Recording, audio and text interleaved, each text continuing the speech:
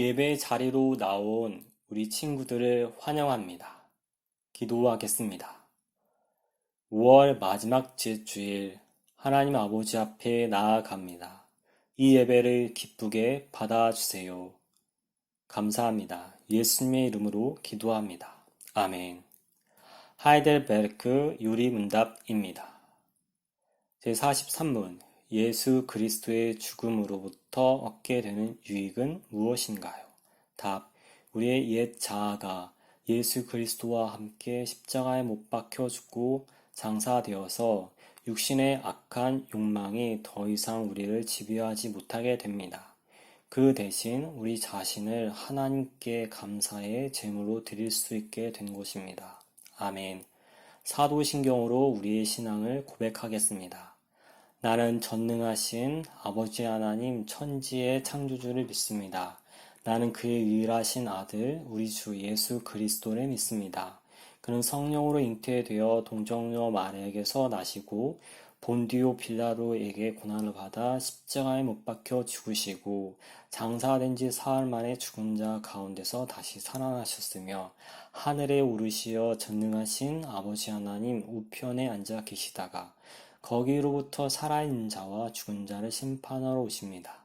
나는 성령을 믿으며 거룩한 공교회와 성도의 교제와 죄를 용서받는 것과 몸의 부활과 영생을 믿습니다. 아멘. 박우빈 학생이 우리를 대신해서 기도해 주겠습니다. 사랑이 많으신 하나님 아버지, 거룩한 주일을 맞이하여 다 함께 모여서 주님께 예배드릴 순 없지만 각자의 모습으로 최선을 다해서 예배드릴 수 있음에 감사드립니다. 하나님 아버지, 지난 일주일 동안 저희가 잘못한 죄 있으면 용서해 주시고 또 한 주를 살아갈 땐 하나님 말씀 지키며 살아갈 수 있도록 도와주세요. 말씀을 전하실 목사님께 큰 은총 내려주시고 저희가 그 말씀대로 살아갈 수 있도록 저희에게 지혜를 주세요. 항상 감사드리며 이 시간도 성령님을 만날 수 있는 귀한 예배의 시간이 될 수 있도록 저희들의 마음을 인도해 주세요. 예수님의 이름으로 기도드립니다. 아멘. 오늘의 말씀은 욥기 38장 39절에서 41절의 말씀입니다.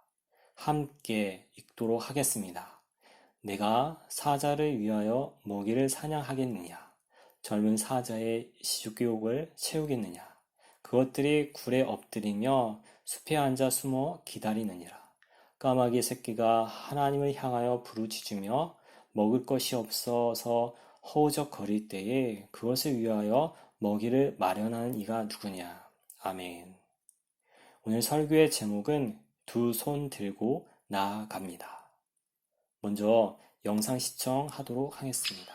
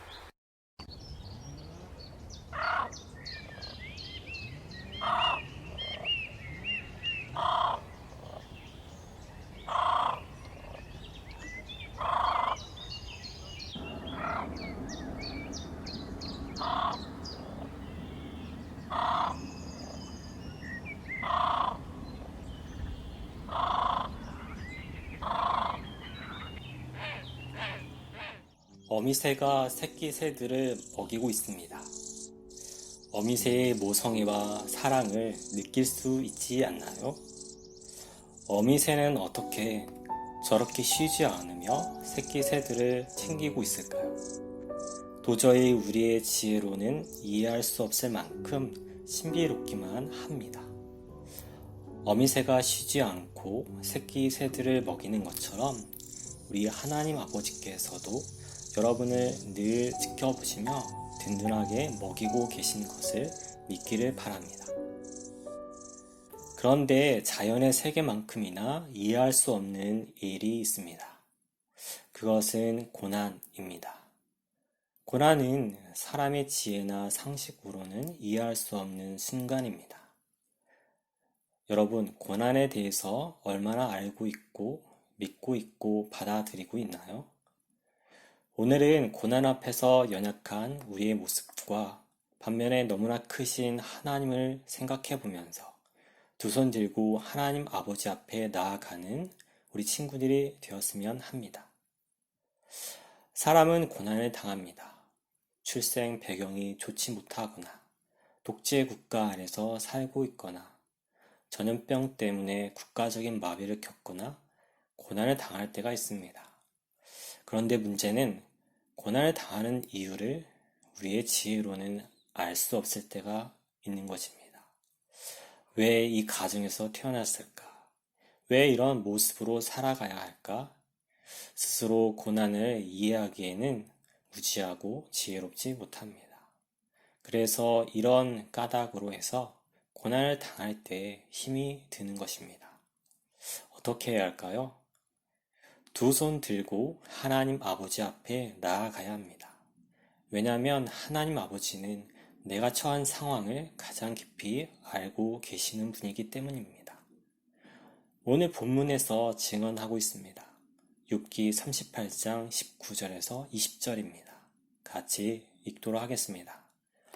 어느 것이 광명이 있는 곳으로 가는 길이냐? 어느 것이 흑암이 있는 곳으로 가는 길이냐? 너는 그의 지경으로 그를 데려갈 수 있느냐? 그의 집으로 가는 길을 알고 있느냐? 욥은 고난을 당하였습니다. 재산도 잃었고 자녀도 잃었고 본인의 건강도 잃었습니다. 이 엄청난 고난 앞에서 욥은 매우 힘이 들었습니다. 그 이유는 하나님을 경외하며 그동안 신실하게 살아왔지만 고난을 당했기 때문입니다. 하나님을 예배하며 살았는데 내가 왜 고난을 당해야 할까? 욥은 그저 인과응보만으로는 자신의 상황을 이해할 길이 없었습니다. 그때 하나님께서 말씀하셨습니다. 빛이 어디에서 오느냐? 어둠이 어디로 가느냐? 빛을 출발 지점으로 데려갈 수 있느냐? 어둠을 출발 지점으로 데려갈 수 있느냐? 빛과 어둠에 관련된 우주의 원리를 내가 알고 있느냐? 하물며 그러한데 내게 닥친 모든 상황을 어떻게 이해하겠느냐? 이렇게 하나님은 욥에게 자신은 하는 일 전부를 이해할 수 없다고 말씀하시면서 그 고난을 허락한 하나님 그 자신을 신뢰하기를 바라셨습니다. 서둔께 친구들, 예수 그리스도는 우리를 위해서 모든 고난을 당하셨습니다. 심지어 고난 중의 고난인 죽음과 사망까지도 대신 당하셨습니다. 이제 죄로 인한 모든 고난은 사라진 것입니다. 여러분, 정말일까요? 정말이죠. 여러분이 예수님을 나의 주님과 동시에 그리스도로 믿는다면 정말입니다. 하지만 여러분은 예수님을 믿는 것 때문에 고난을 받을 수 있습니다. 혹은 하나님으로부터 이유를 알 수 없는 고난을 받을 수가 있습니다. 그런데 문제는 우리의 짧은 지혜로는 그 고난의 이유를 알 수 없는 것입니다.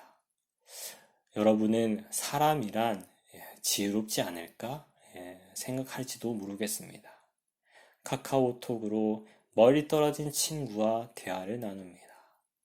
도로 위에 전기 자동차가 굴러갑니다. 바다 깊은 곳에서는 해저 탐사를 진행합니다.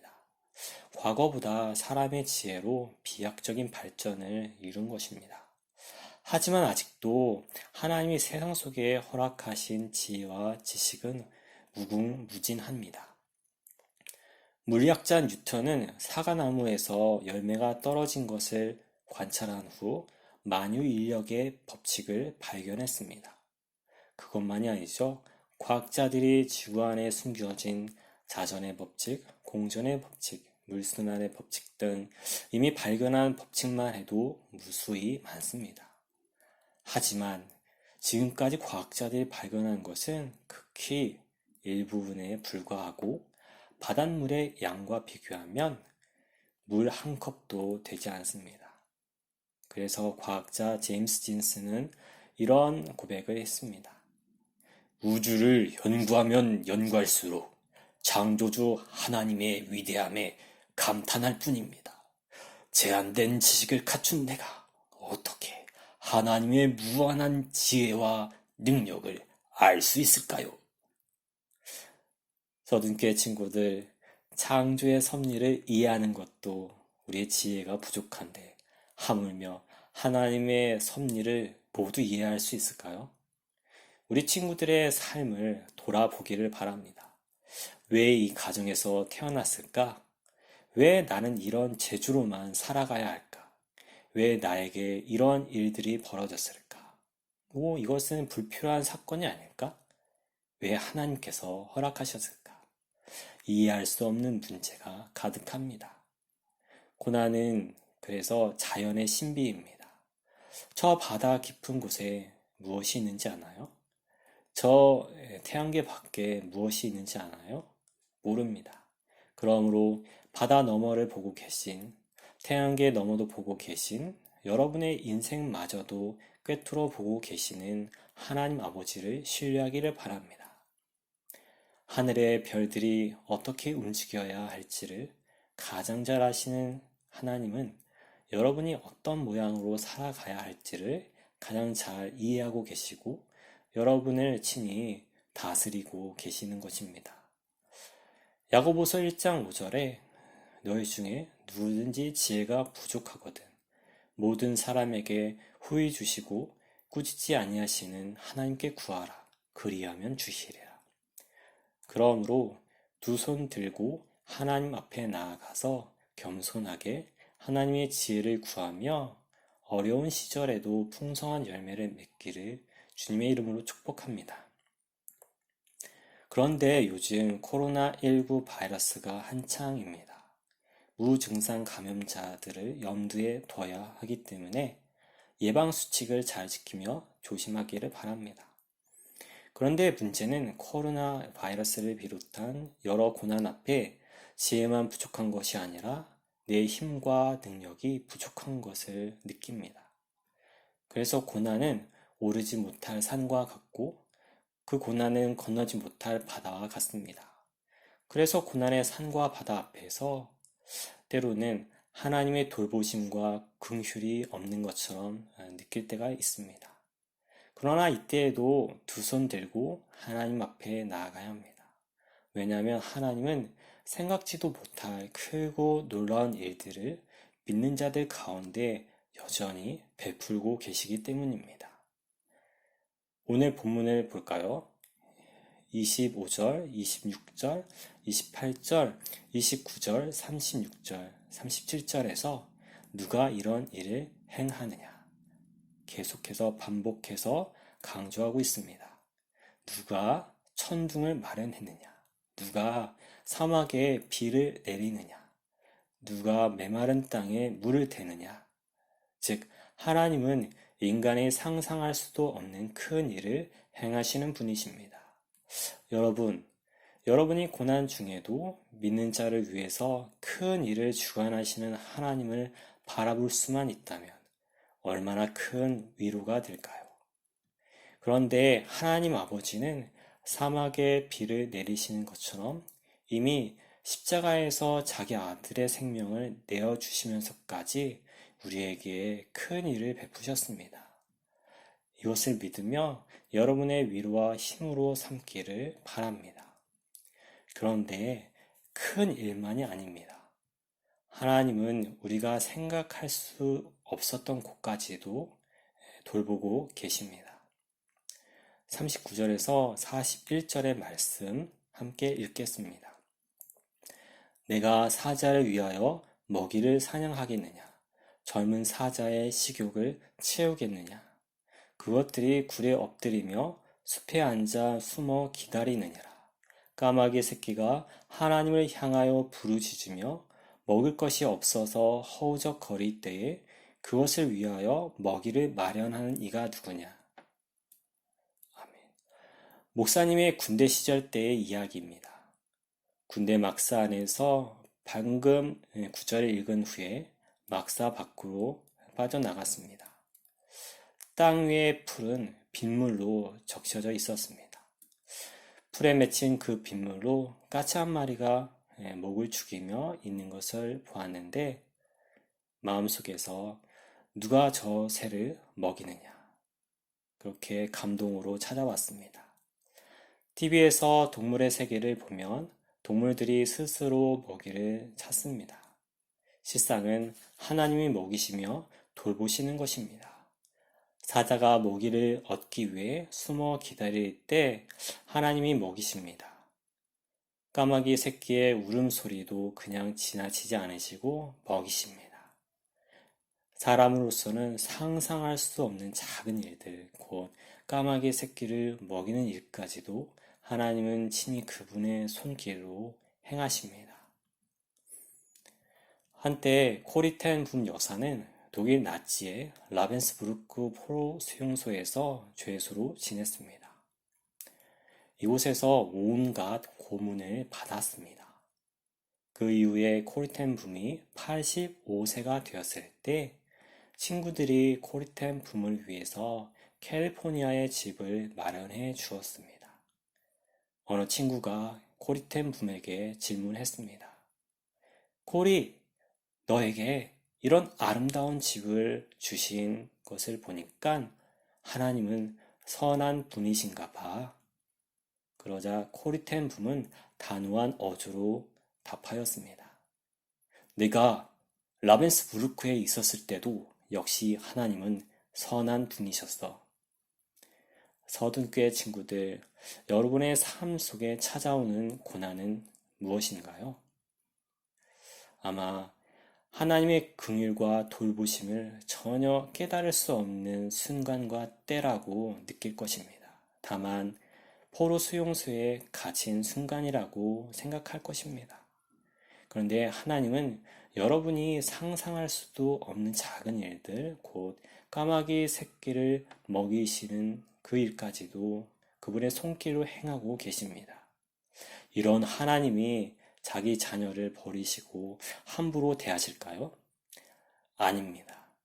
코리텐 붐처럼 고난 중이라도 그것은 하나님의 돌보심이 있음을 믿고 겸손하게 하나님 앞에 나아가야 하겠습니다.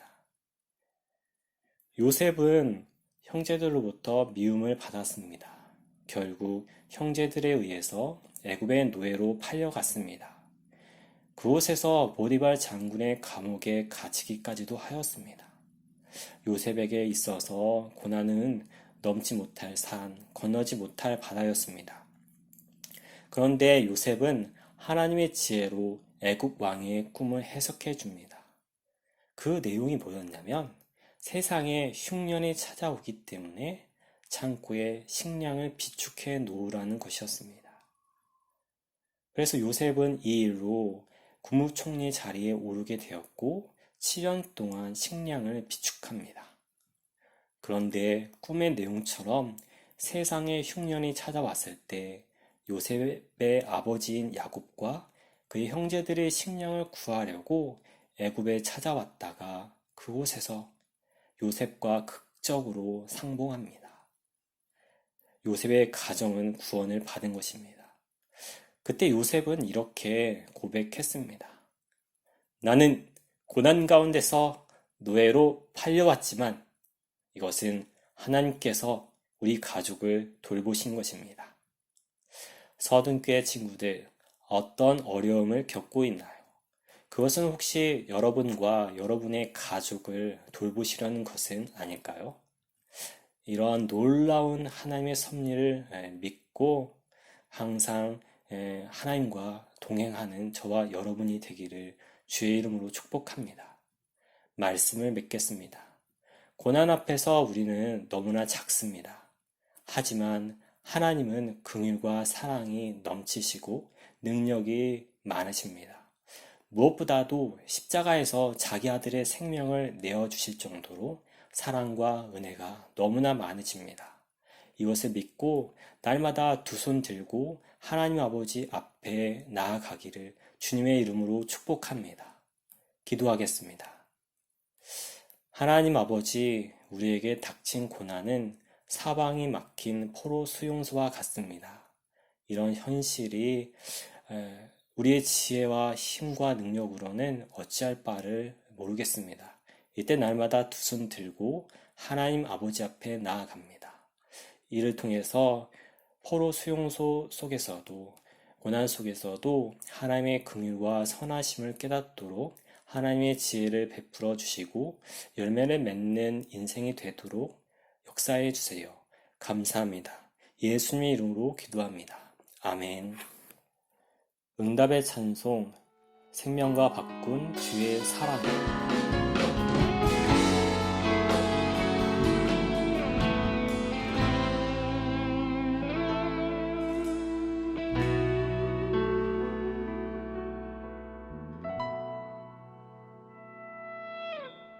생명과 바꾼 주의 사랑을 잊지 않게 하소서.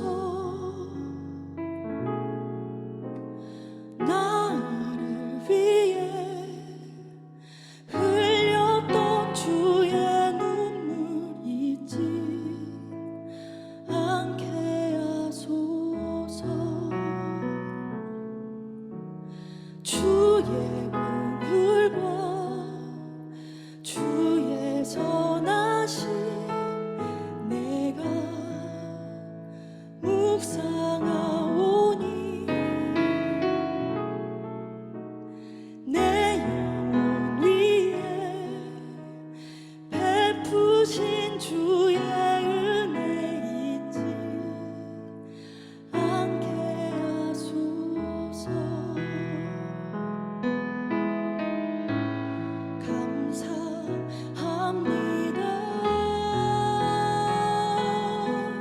주님 고맙습니다. 그 사랑 때문에 그 눈물 때문에 주 앞에서 예배합니다.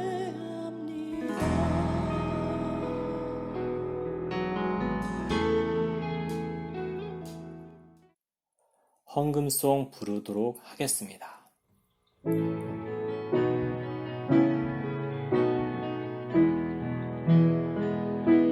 주님께 드립니다. 주님께 드립니다. 남이 더 가난하고 부족하지만 주님께 드립니다. 주님께 드립니다. 오 주님 우리 알아주소서.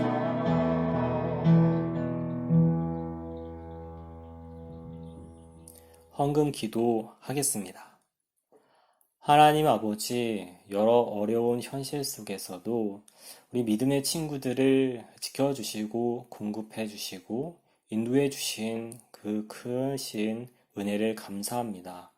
감사의 마음으로 이 예물을 올려드리니 기쁘게 받아주세요. 가정의 주인은 하나님 아버지십니다.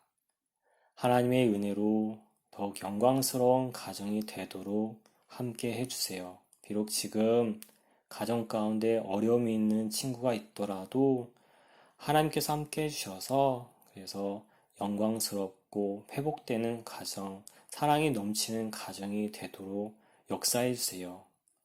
코로나의 고난 속에서 우리 친구들의 생명을 보존해 주시고 친구들에게 좋은 판단력과 지혜와 총명함을 주셔서 모든 면에서 바른 길을 걷도록 해 주시고 무엇보다도 정체된 듯한 삶 속에서 꿈과 비전이 가득해서 그 소망으로 친구들의 삶을 이끌어 주시고 장래와 미래에는 하나님을 기쁘시게 하는 다음 세대가 되도록 역사해 주세요. 감사합니다. 예수님의 이름으로 기도합니다. 아멘. 축도로 이 예배를 폐하겠습니다. 지금은 교회의 주 되신 예수 그리스도의 은혜와 우리 아버지 하나님의 무한하신 사랑과 성령님의 교제 교통 충만케 하심이 고난 중에도 하나님의 선하심을 바라보며 승리하기를 원하는 우리 친구들의 머리 위에 그리고 가정과 학업, 장래 위에 영원히 함께 해주시길 간절히 축원하옵나이다. 아멘.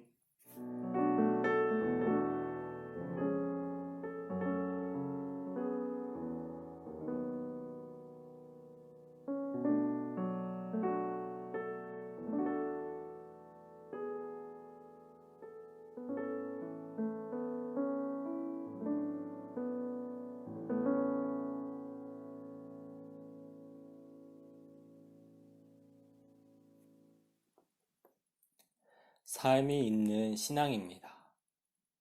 먼저 고난은 하나님의 돌보심과 긍휼하심이 없는 순간처럼 느껴지죠.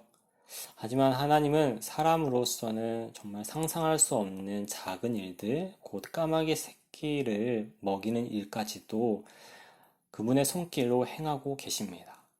이 사실을 믿는다면 내가 고난을 겪을 때 하나님께 대한 믿음은 어떻게 바뀔까요? 이것을 생각해 본 후에 한번 한 주 동안 실천할 것이 있습니다. 첫 번째는 한 주간 욥기 38장을 반복해서 읽되 오늘 본문인 39절에서 41절을 집중적으로 읽고 묵상하기를 바랍니다. 두 번째는 요즘 겪고 있는 어려움 가운데서도 하나님의 지혜와 선하심을 깨달을 수 있도록 기도하기를 바랍니다. 이상입니다.